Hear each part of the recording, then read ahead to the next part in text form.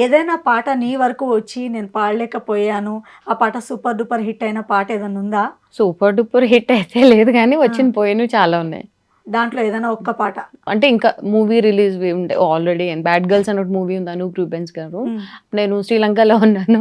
హ్మ్. అప్పుడు కాల్ చేశారు. "ఇట్లా ఉందమ్మా ఒక సాంగ్ పాడాలి. ఒక ఐటెమ్ సాంగ్." హ్మ్. అంటే నేను సరే వస్తాను సార్ అన్నాను. టైంకి రీచ్ అవ్వలేకపోయాను. హ్మ్. మనకి అవన్నీ ప్రొసీజర్ ఉంటుంది కదా! హ్మ్. బయటకొచ్చేసరికి. సో, టైంకి రీచ్ అవ్వలేదు. వేరే అమ్మాయిని పాడించుకున్నారు.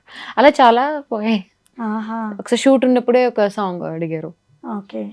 అలా అండ్ కొంతమంది దియా సింగర్స్. మీరు చాలా మల్టీ టాలెంటెడ్ అని విన్నాము. ఇప్పుడు సింగింగ్, యాక్టింగ్ అయితే మేము 2 చూసాము. ఇంకా ఏం టాలెంట్ ఉంది మీలో అనేది నాకు డౌటొస్తోంది. డౌటొస్తది. యాక్చువల్ నేను 'పీపుల్ మీడియా ఫ్యాక్టరీకి' పనిచేశాను. ఓకే. 2017 ఆ! అప్పుడే చెన్నై నుంచొచ్చి అంతే చెన్నై. హ్మ్. చెన్నైలో అక్కడే జాబ్ చేసి రిటర్న్ వచ్చి హైదరాబాద్‌లో సెటిల్ అవుదాం అనే టైంకి కొన్ని మంత్స్ జాబ్ చేస్తూ మ్యూజిక్ క్లాసెస్‌కి వెళ్తూ ఓ పక్కన 'పీపుల్ మీడియా ఫ్యాక్టరీ' మా కజిన్సే.